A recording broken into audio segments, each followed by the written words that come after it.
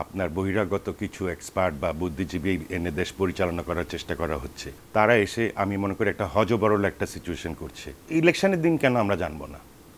এখানে কেন এত নাটক হচ্ছে?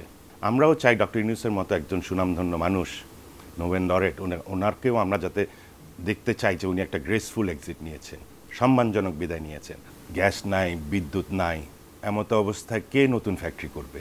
একটা নির্বাচিত সরকার ছাড়া আমার জানা মতে এরকম দোদুল্যমান একটা ক্ষণিকের সরকারের পিরিয়ডে কখনোই কোনো শিল্পপতি বিনিয়োগ করেছে বা করবে বলে আমার মনে হয় না। আমরাও ঠিক তাই, আমরাও সেখানে স্বস্তি পাচ্ছি না, আমরা করব না।